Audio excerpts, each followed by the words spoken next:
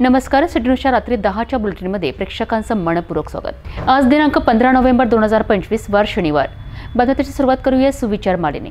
मोठे स्वप्न पूर्ण करण्याकरिता फक्त स्वप्न पाहणे पुरेसे नाही, त्याकरिता कठोर परिश्रम करणे आवश्यक आहे. आजचा सुविचार आपण बघितला. आता बघूया बातमीपत्राच्या ठळक बातम्या. या हेडलाईन्सचे प्रायोजक आहेत बीटीपी यात्रा ग्रुप अमरावती.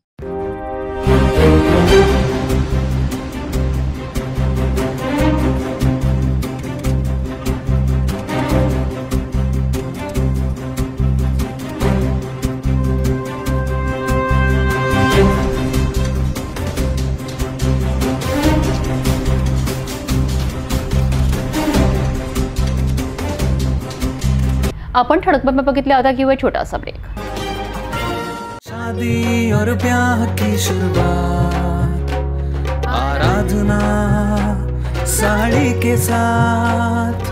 आराधना होलसेल शॉपिंग मॉल L2 बीझलँड कॉम्प्लेक्स, नांदगाव पेठ, अमरावती, जवाहर रोड, अमरावती.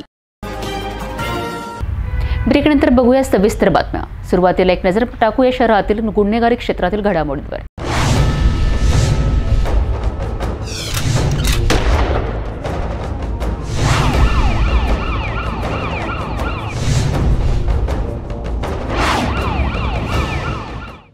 किरकोळ वादातून एका साडी सेंटर कर्मचाऱ्यावर चाकूने हल्ला झाल्याची धक्कादायक घटना नांदगाव पेठ पोलीस स्टेशनच्या हद्दीत उघडकीस आली आहे. बीझीलँड मार्केट्स परिसरात घडलेल्या एका घटनेमुळे परिसरात काही काळ तणावाचे वातावरण निर्माण झाले होते. अमरावतीजवळील नांदगाव पेठ पोलीस स्टेशन हद्दीत बीझीलँड मार्केट परिसरात हा गंभीर प्रकार घडला आहे. 47 वर्षीय हरगोविंदा चावला हे श्रद्धा साडी सेंटरमध्ये कर्मचारी म्हणून काम करतात. मिळालेल्या माहितीनुसार हरगोविंदा चावला अमरावतीवरून बीझीलँडकडे जात असताना रस्त्यात 2 अज्ञात युवकांनी थुंकल्यांच्या क्षुल्लक कारणावरून त्यांचा वाद झाला. थुंकताना ते थुंक हरगोविंदा चावला यांच्या अंगावर उडाल्याचे त्यांनी युवकांना सांगितले आणि गाडीवरून का थुंकताय असे विचारलेत. याच किरकोळ कारणावरून संतप्त झालेल्या या दोन्ही युवकांनी बीझीलँड मार्केट परिसरात हरगोविंदा चावला यांची दुचाकी थांबविली आणि त्यांच्यावर धारदार शस्त्राने हल्ला केला. या हल्ल्यात हरगोविंदा चावला गंभीर जखमी झालेत. हल्ला केल्यानंतर दोन्ही युवक तात्काळ घटनास्थळावरून पसार झालेत. जखमी अवस्थेत असलेल्या हरगोविंदा चावला यांना तातडीने जिल्हा सामान्य रुग्णालयात दाखल करण्यात आले आहेत. त्यांची प्रकृती स्थिर असल्याचे सांगण्यात येत आहे. नांदगाव पेठ पोलिसांनी या घटनेची गंभीर दखल घेतली आहे. पोलिसांनी अज्ञात आरोपींविरुद्ध गुन्हा दाखल केला असून पुढील तपास सुरू आहे. लवकरच आरोपींना अटक करून या संपूर्ण प्रकरणाचा खुलासा करण्यात येईल.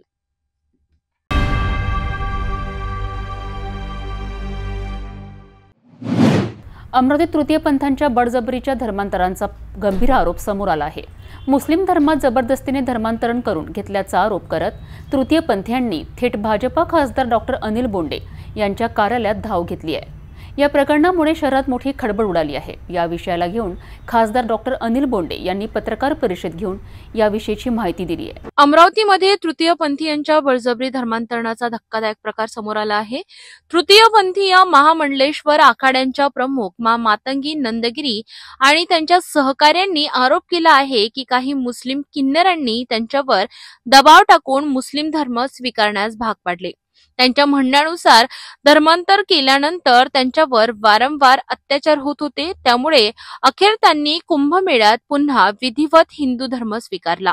मात्र यानंतर परिस्थिती आणखीनच बिघडली. मातंगी नंदगिरी यांच्या मते तुम्ही परत मुस्लिम धर्मात या असा दबाव आणत काही मुस्लिम किन्नरांनी त्यांच्यावर तलवारी आणि मिरची पावडर घेऊन हल्ला केला. या हल्ल्यामुळे तृतीयपंथीयांमध्ये भीतीचे वातावरण आहे.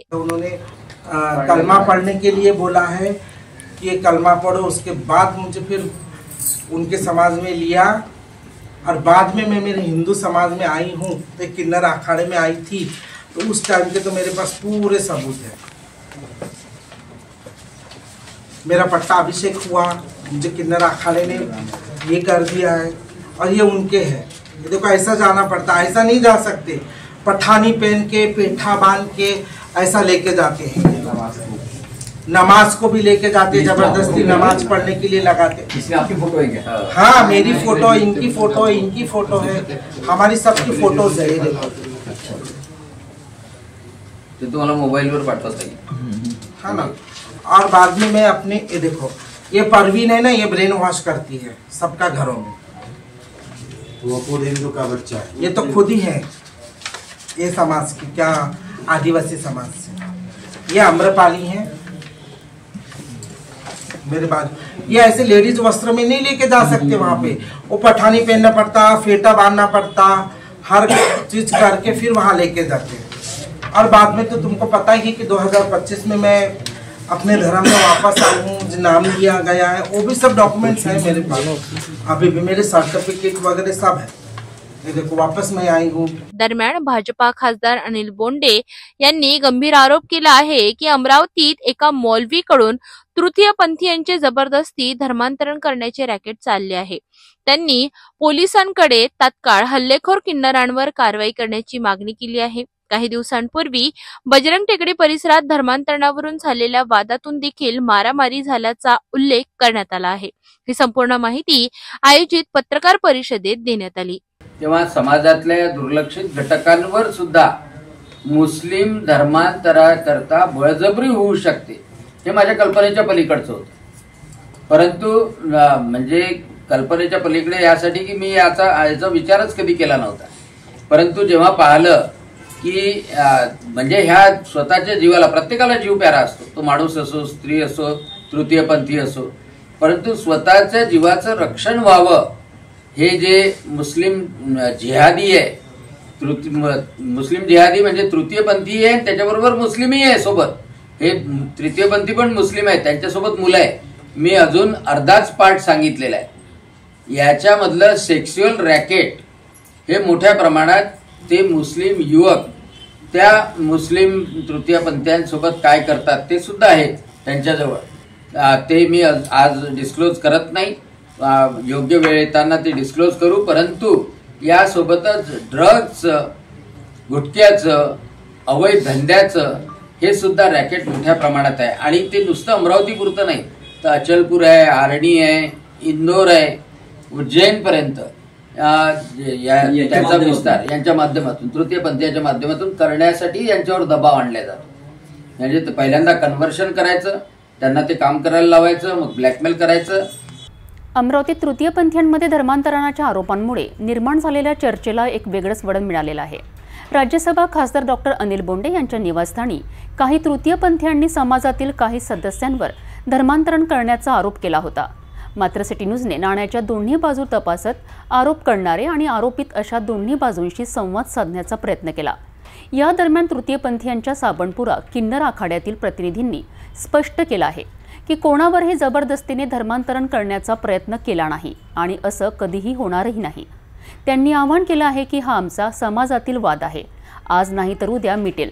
या प्रकरणात राजकीय व्यक्तींनी किंवा नागरिकांनी भाष्य करू नये, शहरातील शांतता बिघडेल अशा अफवा पसरू नयेत। साबणपुरा किन्नर आखाड्याने हा वाद शांततेत सोडवण्याचा विश्वास व्यक्त केला असून शहरात कोणतीही तणावपूर्ण परिस्थिती निर्माण होऊ नये असे आवाहनही केले आहेत। देखिए, मैं तो हाथ जोड़ के पहले नमस्कार करूंगी शहर के सभी राजनेता को और शहर के जो बड़े दल है जो राजनीति में है उनसे हाथ जोड़ के विनती करूंगी कि हमारा पर्सनल झगड़ा है, जैसे किन्नरों का झगड़ा है और तृतीयपंथियों का झगड़ा, इसमें एक पक्ष की आप सुन के, एक पक्ष की आप बात सुन के दूसरे पक्ष पे इल्जाम नहीं लगा सकते हैं। पहले तो आपको इस बात की इंक्वायरी होना चाहिए कि अभी दूसरा पक्ष कैसा है, दूसरा पक्ष जैसा रहेगा वैसा आपको जवाब लेना। अभी अगर से कोई मुझे बोलता है, जैसे अम्रपाली जी बोलती है, जैसे गुड्डी बाई बोलती है कि हमने उनका धर्म परिवर्तन करे, तो धर्म परिवर्तन कैसे किए जाता है? धर्म परिवर्तन ऐसे किए जाता है, अगर हमने उनका 2023 में धर्म परिवर्तन किए गए हमारे घर के अंदर से, अगर उनका 2023 में धर्म परिवर्तन किए गया तो धर्म परिवर्तन ऐसा किया जाता है किसी मस्जिद के कागज से नहीं होता है। जैसा मैं कोई मस्जिद में चले जाऊँ और वो मस्जिद का कोई कागज हो जाए तो वो मस्जिद के कागज से धर्म परिवर्तन नहीं होता है। धर्म परिवर्तन के लिए इंसान का आधार कार्ड नंबर बदले जाता है, आधार कार्ड पे नाम बदले जाता है, इलेक्शन फोटो पे नाम बदला जाता है, चुनाव के अंदर में उसका एक मुस्लिम करके लिंग होता है, चुनाव के लिए आधार कार्ड पे एक मुस्लिम करके लिंग होता है।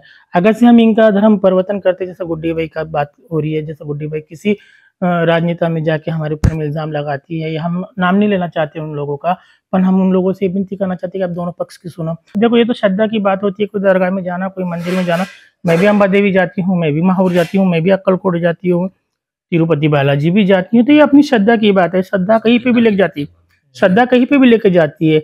अगर से ये श्रद्धा के हिसाब से कोई अचलपुर के दरगाह में चले गए या श्रद्धा के हिसाब से कोई मस्जिद में चले गए तो हम रुकावट नहीं कर सकते, क्योंकि हिजड़ों के अंदर में रुकावट नहीं होती, किन्नरों के अंदर में रुकावट नहीं होती। शहरवासियों से विनती है भैया जी, और आप नेता लोगों से भी विनती है कि देखो किन्नरों का मसला है, किन्नर आज लड़ते हैं कल मिल जाते हैं, तो बेहतर होगा कि आप ऐसा भाषण ना दिया जाए कि जिससे शहर का वातावरण खराब हो जाए। दो गुटों की लड़ाई है, हम चाहते हैं कि हमारे आपसी में दूसरे गुट का भी सुनो। और ऐसी अच्छी बात नहीं है कि आप एक पक्ष की सुन रहे हो दूसरे पक्ष की नहीं सुन रहे और आप आके भाषण दे रहे हो, बिल्कुल गलत बात है। भैया जी हम हाथ जोड़ के विनती करती है, ये जो हमारे मठ के ऊपर और हमारे मठ के किन्नर लोगों के ऊपर ये जो अमरावती शहर के अंदर बडनेरा की अम्रपाली बाई और गुड्डी बाई, ये जो हमारे ऊपर ब्लेम लगाए जा रहे हैं, ये सरासर मेरी तरफ से गलत है। हमारी तृतीयपंथी समाज एक ऐसा समाज है जिसके अंदर कोई समाज और कोई जात पात कहलाई नहीं जाती और कोई जात पात होती नहीं है। हमारा तृतीयपंथी समाज ही खुद एक जात है, वही उस जात का एक खुद नाम है कि किन्नर नाम हमारा एक जात का, हमारा नाम ही किन्नर है।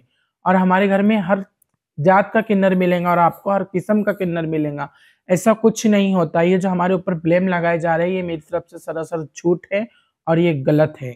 मेरे अमरावती वासियों को मैं तो एक यही विनती करूंगी कि अमरावती शहर के अंदर शांति बनाए रखे, और हमारी तरफ से तो हम यही चाहते हैं कि अमरावती शहर के अंदर शांति बनी रहना चाहिए। हमारे गुट के तरफ से हम कोई लड़ाई झगड़ा नहीं चाहते, कोई नहीं चाहते। ये हमारा किन्नर का, वो भी किन्नर और हम भी किन्नर, ये किन्नर लोगों का आपसी मैटर है। हम ये सब चीजें नहीं करते और हम ये सब चीजों से मतलब नहीं है। हम तो मांग के खाने वाले लोग हैं, हम घर घर जाके खुशियों में जाके खुशियां बांटने वाले लोग हैं, हम ये सब चीजें नहीं कर सकते।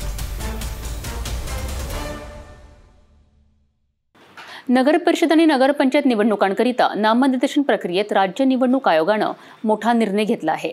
आता ऑनलाईन सोबतच ऑफलाईन पद्धतीनेही उमेदवारांना नामनिर्देशन पत्र दाखल करता येणार आहे। विशेष म्हणजे शनिवार आणि रविवारी दोन्ही सुट्टीच्या दिवशीही दुपारी 3 वाजेपर्यंत नामनिर्देशन स्वीकारले जाणार आहेत। अंतिम तारीख 17 नोव्हेंबर अशी आहे। राज्यातील 246 नगर परिषदा आणि 42 नगरपंचायतीमध्ये सार्वत्रिक निवडणुकांची तयारी सुरू आहे। सदस्यपद आणि थेट अध्यक्षपदासाठी राज्य निवडणूक आयोगानं ऑनलाईन नामनिर्देशन भरायची सुविधा दिली होती। मात्र अनेक पक्ष आणि उमेदवारांनी ऑफलाईन नामनिर्देशनाची मागणी केली होती। या मागणीला प्रतिसाद देत आयोगानं ऑफलाईन पद्धतीनेही नामनिर्देशन स्वीकारण्याचा निर्णय घेतला आहे। यामध्ये महत्त्वाची बाब म्हणजे शनिवार 15 नोव्हेंबर आणि रविवार 16 नोव्हेंबर या दोन्ही सुट्टीच्या दिवशीही उमेदवारांना नामनिर्देशन भरता येणार आहे। दोन्ही दिवशी दुपारी 3 वाजेपर्यंत फॉर्म स्वीकारले जातील। याशिवाय नामनिर्देशन पत्र आणि शपथपत्र दाखल करण्याची अंतिम मुदत 17 नोव्हेंबर दुपारी 3 वाजेपर्यंत निश्चित करण्यात आली आहे। हा निर्णय घेतल्यानं इच्छुक उमेदवारांना मोठा दिलासा मिळण्याची शक्यता आहे। बिहार विधानसभा निवडणुकीत राष्ट्रीय लोकशाही आघाडी म्हणजेच एनडीएने ऐतिहासिक विजय मिळवला आहे। पंतप्रधान नरेंद्र मोदी यांच्या नेतृत्वातील या महाविजयाचा जल्लोष देशभरात होत आहे। अमरावती जिल्ह्यातील तिवसा तालुक्यातील शिराळा येथे देखील भाजप परिवाराने विकास कामांच्या भूमिपूजन सोहळ्याच्या निमित्ताने एकत्रित येऊन हा आनंद द्विगुणित केला आहे। विजय आणि विकासाचा हा दुहेरी सोहळा उत्साहात पार पडलाय। शिराळा तालुका तिवसा बिहार विधानसभा निवडणुकीत एनडीएला मिळालेल्या प्रचंड बहुमताचा जल्लोष अमरावती जिल्ह्यातील शिराळा येथे जल्लोषपूर्ण वातावरणात साजरा करण्यात आलाय। देशाचे पंतप्रधान नरेंद्र मोदी यांच्या दूरदृष्टीपूर्ण नेतृत्वामुळे आणि विकासभिमुख निर्णयांमुळे जनतेने पुन्हा एकदा एनडीएवर विश्वास दाखवत कमळावर भरभरून मते दिली आहे। या विजयाचे श्रेय मोदींच्या गॅरंटीला आणि भाजपा एनडीएच्या विकासाच्या वचनबद्धतेला दिले जात आहेत। या राष्ट्रीय विजयाच्या पार्श्वभूमीवर शिराळा येथे विकास कामांच्या भूमिपूजनाचा सोहळा आयोजित करण्यात आला होता। या सोहळ्यात भाजपचे पदाधिकारी, कार्यकर्ते आणि स्थानिक नागरिक मोठ्या संख्येने उपस्थित होते। विजयाचा आनंद आणि विकास कामांची सुरुवात या दोन्हीमुळे वातावरणात उत्साहाचे वातावरण होते। कार्यकर्त्यांनी ढोल ताशांच्या गजरात घोषणाबाजी करत एनडीएचा विजय साजरा केलाय। परिसर भगव्या झेंड्यांनी, फटाक्यांच्या आतिषबाजीनं आणि उत्साहाने उजळून निघालाय। स्थानिक नेत्यांनी या विजयानंतर हा जनतेच्या विश्वासाचा विजय असून मोदींच्या गॅरंटीची शिक्कामोर्तब असल्याचे सांगितले। येणाऱ्या काळात विकास कामांना अधिक वेग देण्याचे आश्वासनही यावेळी देण्यात आले। विकास आणि विजयाचा हा दुहेरी सोहळा कार्यकर्त्यांच्या उत्साहाने गाजला आणि शिराळा गावात दिवसभर जल्लोषाचे वातावरण होते.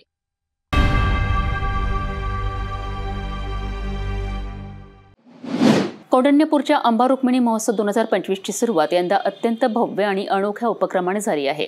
महाराष्ट्रातील सर्वात मोठ्या बोटिंग रेसने या महोत्सवाला शानदार सुरुवात मिळाली आहे. हजारांच्या उपस्थितीत झालेल्या दीपोत्सव, आरती आणि जलार्पण सोहळ्यांनी संपूर्ण परिसर भक्तिभावाने उजळून निघालाय. कौंडण्यपूर अंबा रुक्मिणी महोत्सव 2025 आणि त्याची सुरुवात झाली महाराष्ट्रातील सर्वात मोठ्या बोटिंग रेसने. वर्धा नदीपात्रात 14 नोव्हेंबर रोजी झालेला हा नयनरम्य नौका शो पाहण्यासाठी हजारोंचा जनसागर उसळलाय. फटाक्यांची आतिषबाजी, रंगीबिरंगी झगमगीत प्रकाश आणि उत्साहाने भरलेल्या नागरिकांच्या आरोड्या संपूर्ण परिसराला उत्साहाचे स्वरूप लाभलेत. या अनोख्या बोटिंग शोचे उद्घाटन झाले रविराज देशमुख, अध्यक्ष अंबा रुक्मिणी सांस्कृतिक महोत्सव समिती यांच्या हस्ते. यांच्यासह गायत्री देशमुख, जगद्गुरु स्वामी श्री राम राजेश्वराचार्यजी माऊली सरकार, श्री अंबिका देवी संस्थानचे पुजारी नरेंद्र महाराज पुरी, सरपंच प्रेमदास राठोड आणि कुर्रा येथील सरपंच मीना नायर यांची प्रमुख उपस्थिती होती. यावेळी रविराज देशमुख व गायत्री देशमुख यांच्या हस्ते वरदायिनी मातेची नयनरम्य आरती करण्यात आली. आरतीच्या दिव्य प्रकाशाने संपूर्ण परिसर उजळून निघाला. 1 लक्ष दीपांनी सजलेले रुक्मिणी मातोश्रींचे माहेरघर हे दृश्य पाहण्यासाठी असंख्य भक्तांनी उपस्थिती लावली. याचबरोबर सप्तसिंधू जलार्पण सोहळ्यात हजारो महिलांनी सहभाग घेऊन भक्तिभावाचा महासागर निर्माण केलाय. कार्यक्रमाचे प्रास्ताविक समितीचे सचिव अक्षय पुंडेकर यांनी केलेत. सूत्रसंचालन अश्विनी विलायतकर यांनी तर आभार प्रदर्शन सुमित तट्टे यांनी केलेत. अंबा रुक्मिणी महोत्सव 2025 ने पुन्हा एकदा सिद्ध केले आहे की हा महोत्सव विदर्भाचा नाही तर विदर्भाच्या इतिहासाचा, सांस्कृतिक संपदेचा ओळखणारा सोहळा आहे.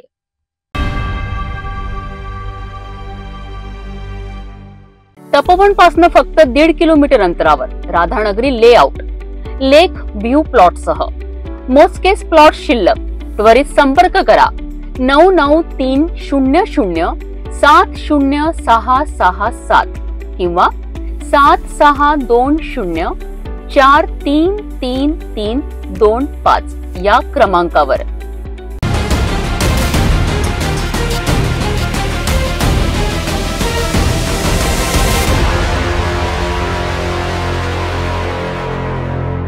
नंदनवन पोलिसांनी गेमिंग शॉपमध्ये चोरी करणाऱ्या एका सराईत चोराला अटक केली आहे. 1,65,000 रुपयांचा मुद्देमाल पोलिसांनी जप्त केला आहे. आरोपीने चोरी केलेला माल दिल्लीमध्ये विकल्याची कबुली दिली असून त्याने इतर 2 गुन्ह्यांची देखील माहिती पोलिसांसमोर उघड केली आहे. या प्रकरणी पुढील तपास पोलिसांकडून सुरू आहे. नागपूरच्या नंदनवन परिसरातील एका गेमिंग शॉपमध्ये काही दिवसांपूर्वी चोरीची घटना घडली होती. दुकानातून महत्त्वाचे इलेक्ट्रॉनिक साहित्य आणि गेमिंग कन्सोल असा एकूण 1,65,000 किमतीचा माल चोरीला गेला होता. या प्रकरणाचा तपास करीत असताना पोलिसांना सीसीटीव्ही फुटेजमधून आरोपींचा ठसा लागला. त्यानंतर पोलिसांनी सापळा रचत गणेश सतीक कोसरे वय वर्ष 23 या आरोपीला अटक केली. चौकशी दरम्यान आरोपीने चोरी केलेला माल दिल्ली येथे विकल्याची कबुली दिली. त्याचप्रमाणे त्याने इतर 2 चोरीच्या गुन्ह्यांमध्येही सहभाग असल्याचे मान्य केले. पोलिसांनी चोरी केलेला मुद्देमाल जप्त केला असून पुढील तपास सुरू आहे. कोणीतरी एका आरोपीने जी व्हिडिओ गेम च्या शॉपमध्ये शटर उचकटून आत जाऊन चोरी केल्याची तक्रारदार ऋषीश चंद्रशेखर गुप्ता यांनी नंदनवन पोलीस स्टेशनला दिली होती. त्याबाबत गुन्हा दाखल झालेला होता. यामध्ये जवळपास 2,91,000 रुपयांचा व्हिडिओ गेम करिता लागणारे जे ऍक्सेसरीज आहेत त्यांची चोरी झाल्याची त्यांनी माहिती दिलेली होती. सदर गुन्हा दाखल करून त्यामध्ये अज्ञात आरोपीचा आम्ही तपास पथकाच्या वतीने शोध घेतला असता जयेश मोरेश्वर सतीक कोसरे वय 23 वर्ष, राधाकृष्ण नगर, वाठोरा, याचं नाव आम्हाला संशयित म्हणून मिळालं होतं की हा अशा प्रकारच्या चोऱ्या करतो, त्याची मोडच तशी आहे. त्यामुळे आम्ही त्याचा शोध घेतला. त्याच्याकडे तो मिळून आल्यानंतर त्याच्याकडे चौकशी केली आणि त्यानंतर त्याने आमच्या पोलीस स्टेशनच्या हद्दीत गुन्हा केल्याचे सांगितले. त्यामुळे त्यानंतर त्याच्याकडे चोरीला गेलेला मुद्देमाल याबाबत विचारणा केली असता त्याने काही मुद्देमाल नागपूरमध्ये विक्री केलेला आहे व काही मुद्देमाल दिल्ली येथे जाऊन विकलेला आहे असे सांगितले। याचबरोबर त्याने बेलतवडी पोलीस स्टेशनमध्ये देखील अशाच प्रकारची या घटनेला अंजाम दिलेला होता। त्या ठिकाणी देखील त्याने व्हिडिओ गेम पार्लर मध्ये चोरी केलेली आहे अशी माहिती त्याने दिलेली आहे। यामध्ये आरोपीकडून आम्ही जवळपास 1,65,000 रुपयांचा मुद्देमाल जप्त केलेला आहे। त्यामध्ये ग्राफिक कार्ड 4, XPG कंपनीचे रॅम 5 आहेत, हार्ड डिस्क 4 आहेत आणि कंपनीचे प्रोसेसर 1, वेगवेगळ्या कंपन्यांचे एकूण 3 प्रोसेसर आहेत। असा एकूण 1,65,000 रुपयांचा आम्ही मुद्देमाल जप्त केलेला आहे।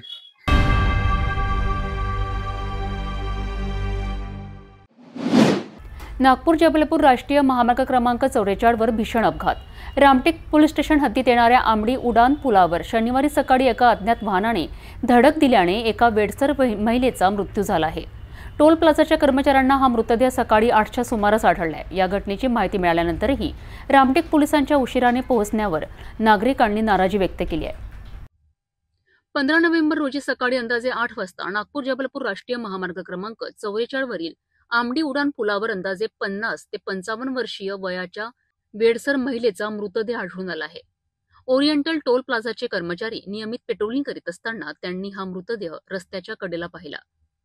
अपघात पहाटेच्या सुमारास घडला असावा असा प्राथमिक अंदाज वर्तविण्यात आला आहे। स्थानिक नागरिकांच्या मते कोणत्या तरी अज्ञात वाहनाने जोरदार धडक दिल्यामुळे या महिलेचा घटनास्थळीच मृत्यू झाला असावा। या घटनेची माहिती टोल कर्मचाऱ्यांनी तात्काळ रामटेक पोलिसांना दिली आहे। मात्र पोलीस 1 तास उशिरा घटनास्थळी दाखल झालेत, ज्यामुळे परिसरातील नागरिकांमध्ये तीव्र नाराजी निर्माण झाली। पोलिसांनी जागेचा पंचनामा करून मृतदेह उत्तरीय तपासणीसाठी उपजिल्हा रुग्णालय रामटेक येथे हलविला आहे। अज्ञात वाहन चालकाचा शोध घेण्यासाठी रामटेक पोलीस पुढील तपास करीत आहेत।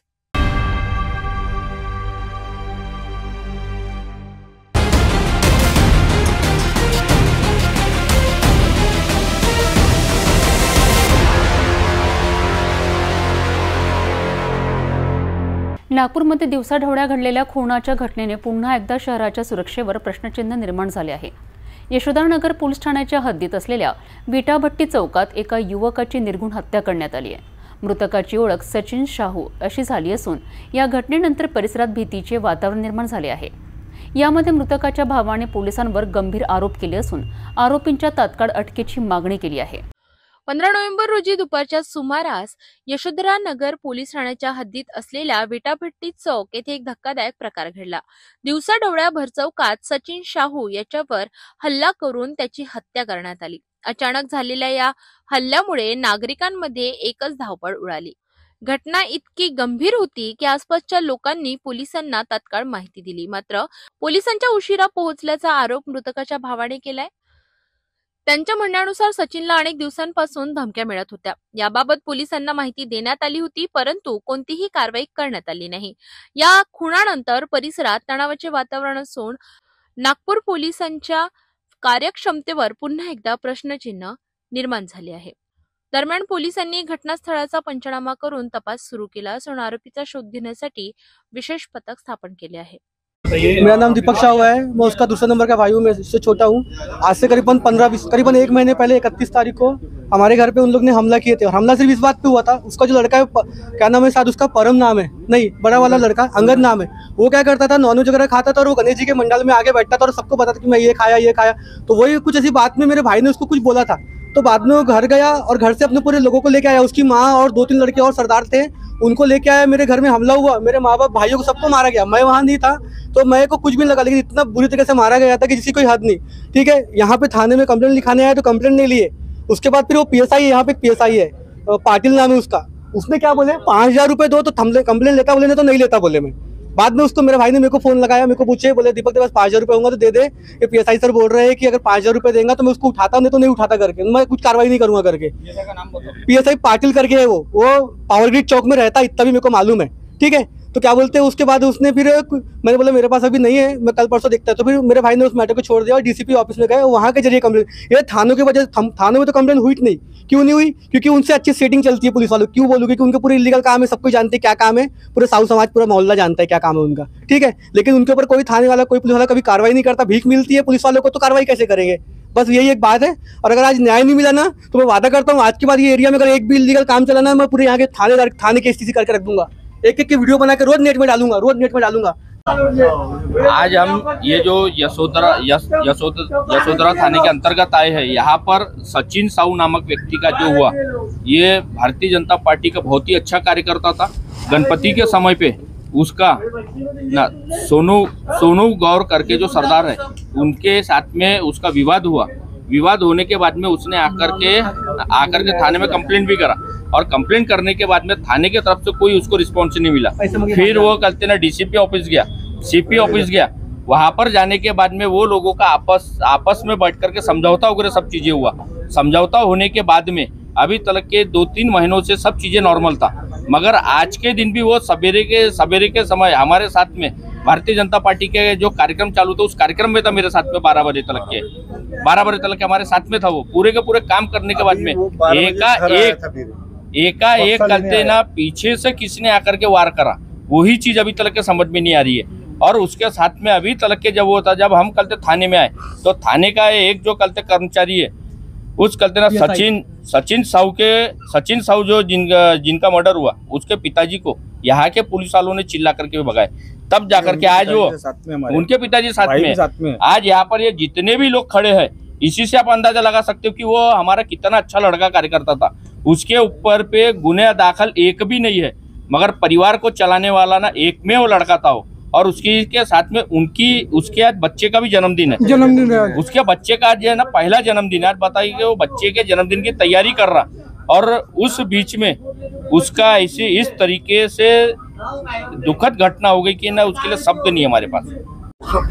सोनू सरदार ने मार डाले, उनके परिवार वाले ने मारे। बीच में क्या है, गणेश जी का एक सीजन चल रहा था जिस समय, उस समय उनका यहाँ बस्ती के कुछ लावर स्पॉट थे, उधम मचा रहे थे। मैं लड़का गया समझाने के लिए। समझाने के बाद में उनका जो छोटा वाला लड़का था, वो लड़के ने क्या किया कि अपने पापा को फ़ोन किया और अपने पापा को और अपने मम्मी को बुला के लाए, और हमारे को डायरेक्ट सोनू को, हमारे लड़के को, अब मेरे को, यानी ये हाथ भी मेरा नहीं उठता, तो मारना चालू कर दिया। पूछा भी बाद में कारण, तो चिल्लाना मारना जम की। बाद में वो लड़के का सर वगैरह भी फटा हुआ था कुछ। बाद में वो क्या, पहले रिपोर्ट इन्होंने लिखा के आए यहाँ पे। लिखाने के बाद में उसके बाद में हम लोग पहुँचे, हम लोग रिपोर्ट लिखाए।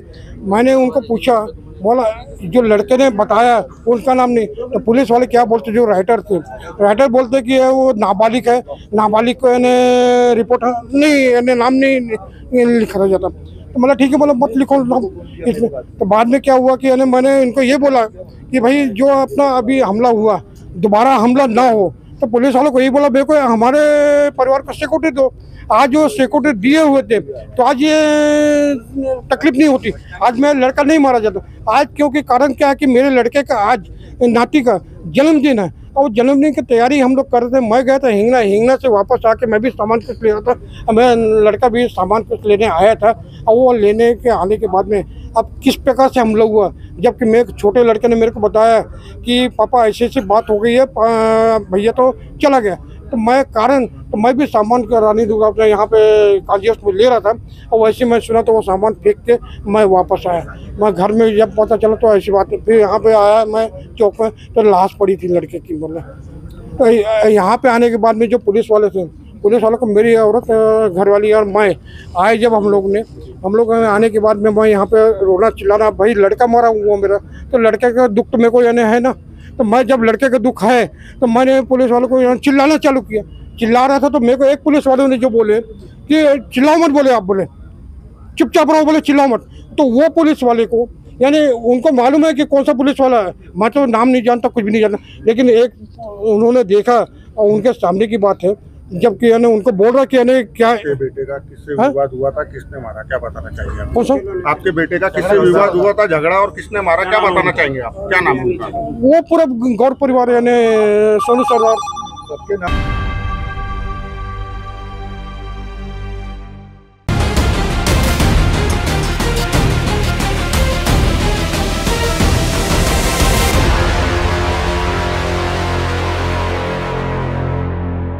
नागपूर पोलिसांच्या ऑपरेशन शक्ती अंतर्गत मानवी तस्करी आणि देह व्यापाराविरुद्ध आणखी एक मोठी कारवाई करण्यात आली आहे. हुडकेश्वर पोलीस स्टेशन हद्दीत असलेल्या हॉटेल यशराज इन येथे छापा टाकून पोलिसांनी एका अल्पवयीन मुलीची सुटका केली असून एका महिला दलालला अटक करण्यात आली आहे. पोलिसांनी एक मोबाईल, नगदी रक्कम, DVR रजिस्टर असा एकूण 20,730 रुपयांचा मुद्देमाल जप्त केला आहे. या कारवाईत गुन्हे शाखा विभागातील पथक सहभागी झाले होते. नागपूर शहर पोलीस आयुक्तांच्या निर्देशानुसार ऑपरेशन शक्ती अंतर्गत देह व्यापाराचा जाळा उद्ध्वस्त करण्यासाठी विशेष मोहीम राबवली जात आहे. 13 नोव्हेंबर रोजी दुपारी 4:30 वाजेपासून ते 14 नोव्हेंबरच्या पहाटे 12:30 वाजेपर्यंत हॉटेल यशराज इन, बहुदर पहाटा, उमरेड रोड येथे छापा टाकण्यात आलाय. छापेमारी दरम्यान आरोपी विद्या धनराज फुलझले, वय 45 वर्ष, या अल्पवयीन मुलीला कमी वेळेत जास्त पैसे मिळतील असे प्रलोभन देत तिच्याकडून देह व्यापार करून घेत असल्याचे पोलिसांना आढळलेत. या ठिकाणून पोलिसांनी एक अल्पवयीन पीडित मुलगी सुरक्षित ताब्यात घेतली आहे. या कारवाईत एकूण 20,730चा मुद्देमाल जप्त करण्यात आलाय. पोलीस हवालदार प्रकाश माथणकर यांनी फिर्याद दिली असून आरोपीवर कायद्यानुसार BNS कलम 143 क 345 अनैतिक व्यापार प्रतिबंधक अधिनियम 1956 तसेच बाल लैंगिक अत्याचार कायदा कलम 8 व 12 अंतर्गत गुन्हा नोंदविण्यात आला आहे.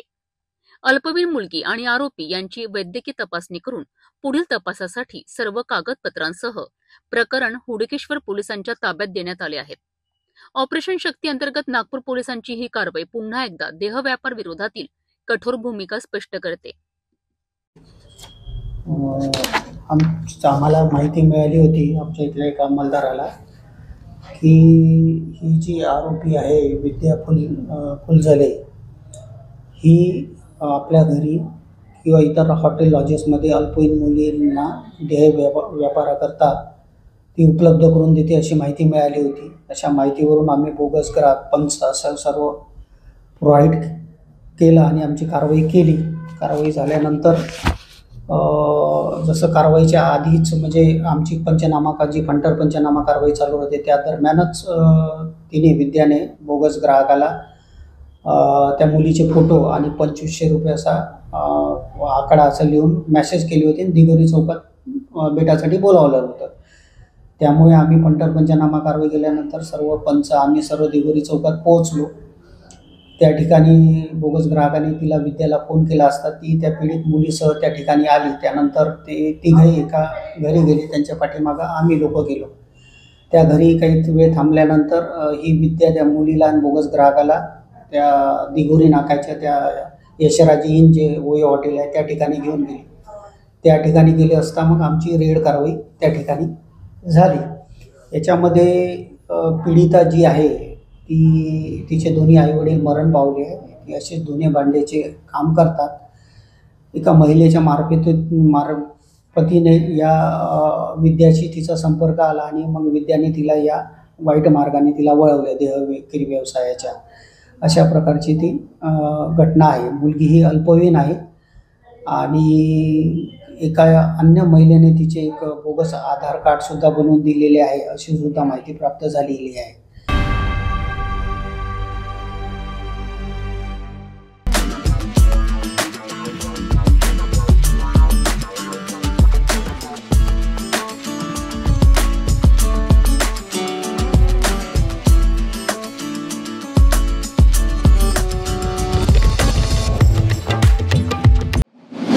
मोर्शी शहरातील जयस्तंभ चौक परिसर आनंदोत्सवाने दुमदुमलाय. कारण बिहार विधानसभा निवडणुकीत भारतीय जनता पार्टीने मिळवलेल्या विजयाचा जल्लोष इथे कार्यकर्त्यांनी मोठ्या उत्साहात केला आहे. गणपती मंदिराजवळ फटाके फोडून ढोल ताशांच्या गजरात आणि मिठाई वाटून कार्यकर्त्यांनी विजय साजरा केलाय. मोर्शी शहरातील जयस्तंभ चौक परिसर गगनभेदी घोषणांनी दुमदुमला. बिहारमध्ये झालेल्या विधानसभा निवडणुकीत भारतीय जनता पार्टीने नोंदविलेल्या विजयाचा स्थानिक भाजप कार्यकर्त्यांनी जल्लोष करत साजरा केला. गणपती मंदिराजवळ झालेल्या या कार्यक्रमात कार्यकर्त्यांनी ढोल ताशांच्या तालावर नाचत आनंद व्यक्त केला. परिसरात आकर्षक फटाक्यांची आतिषबाजी करण्यात आली. तसेच नागरिकांना मिठाई वाटप करून एकमेकांना शुभेच्छा देण्यात आल्या. कार्यकर्त्यांनी प्रधानमंत्री नरेंद्र मोदी आणि पक्षाच्या नेतृत्वाच्या विजयाबद्दल समाधान व्यक्त केलं. यावेळी मोर्शी शहरातील भाजपाचे अनेक पदाधिकारी, युवा मोर्चा कार्यकर्त्यांसह मोठ्या संख्येने नागरिक उपस्थित होते.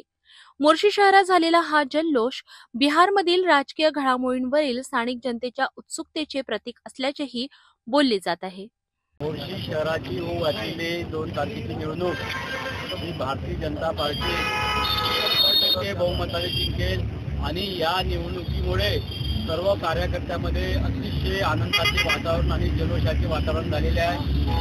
जे कोणी ज्याही व्यक्तीला भारतीय जनता पार्टीची अध्यक्षाची तिकीट घोषित झाली त्या व्यक्तीसोबत त्या मतदारासोबत सर्व भारतीय जनता पार्टीचे पदाधिकारी कार्यकर्ते सर्व एक ताकदीने लढतील आणि मोर्शी शहराची भारतीय जनता पार्टीची तिकीट निवडून आणतील आणि नगर परिषदेवर बसवा.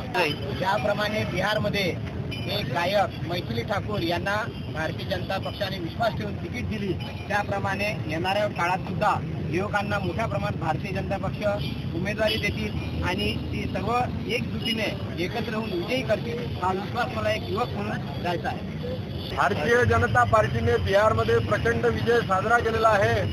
विरोधकांनी ज्याप्रमाणे लोकसभेमध्ये संविधान बदलण्याचा नेरेटिव्ह पसरवला होता त्याचप्रमाणे बिहारच्या निवडणुकीवर वोट चोरीचा नेरेटिव्ह पसरवला होता, परंतु बिहारच्या जनतेने यथेच्छ त्या ठिकाणी उत्तर दिलं आणि प्रचंड बहुमतानं नरेंद्र मोदीजींच्या नेतृत्वावर विश्वास टाकून भारतीय जनता पक्षाचा बिहारमध्ये विजय झालेला आहे.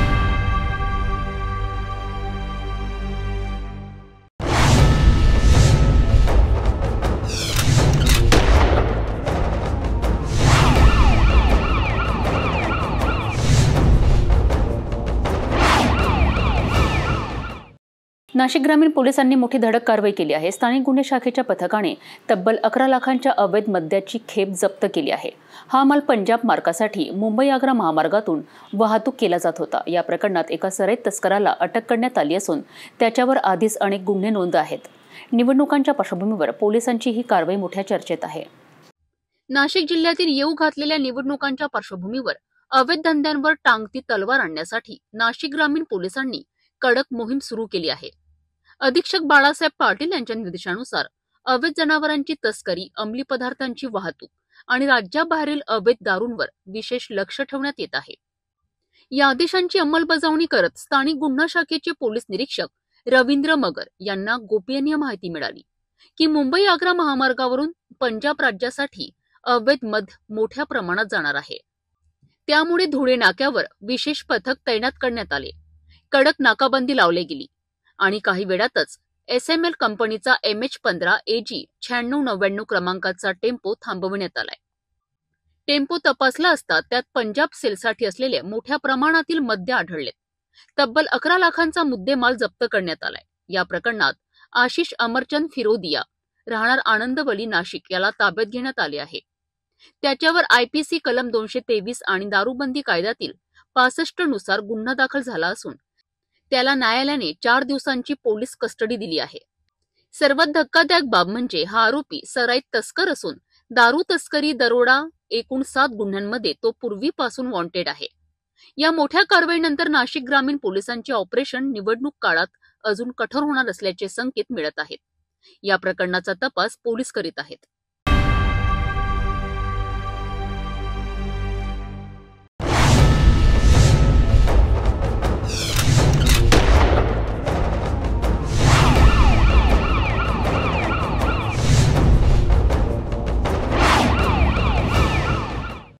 मालेगाव तालुक्यात पोलिसांनी मोठी धडक कारवाई करत 7 पिस्तूल आणि जिवंत काडतुसे जप्त केली आहेत.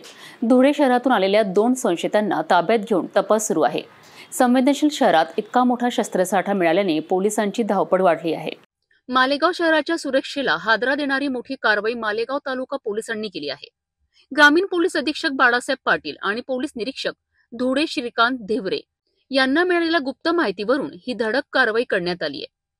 धुळे शहरातून होंडा युनिकॉर्न MH41 BP 0700 वरून आलेले शेख इम्रान शेख गफार आणि मोमित रशीद, दोघेही मालेगाव रहिवासी, यांना पोलिसांनी अटक केली आहे. तपासादरम्यान संशयिताकडनं 1 नव्हे 2 नव्हे तर तब्बल 7 पिस्तूल आणि जिवंत काडतुसे जप्त करण्यात आली आहे. दोन्ही आरोपींवर शस्त्र अधिनियम 325 भारतीय न्याय संहिता 2023चे कलम 3 व 5 अन्वये गुन्हा नोंदविण्यात आला आहे. न्यायालयाने दोघांना 5 दिवसांची पोलीस कोठडी सुनावली असून तपास वेगाने सुरू आहे. संवेदनशील असलेल्या मालेगाव शहरात एकाच वेळी इतका मोठा शस्त्रसाठा मिळणे हा धोक्याचा इशारा असल्याचं पोलीस सूत्रांचं म्हणणं आहे. अतिरिक्त पोलीस अधीक्षक तेकबर सिंह सिंधू स्वतः या तपासावर लक्ष ठेवून आहेत, तर पुढील तपासाची जबाबदारी पोलीस निरीक्षक प्रीतम चौधरी यांनी हाती घेतली आहे. या शस्त्रांचा पुरवठा कुठून झाला, यामागे कोणता गँग व सूत्रधार सक्रिय होता, याबाबतचा तपास पोलिसांकडून सुरू आहे.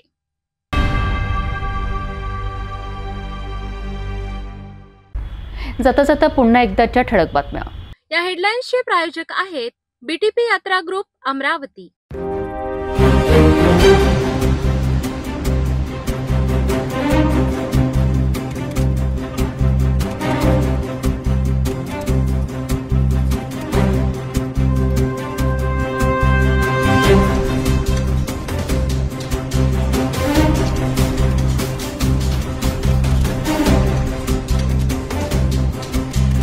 आपण आता सिटी न्यूज चॅनल आपल्या टीव्हीवरही बघू शकता. यामध्ये next channel 117, Jio channel 872, GTPL channel 73, Fastways channel 256 वर बघू शकाल.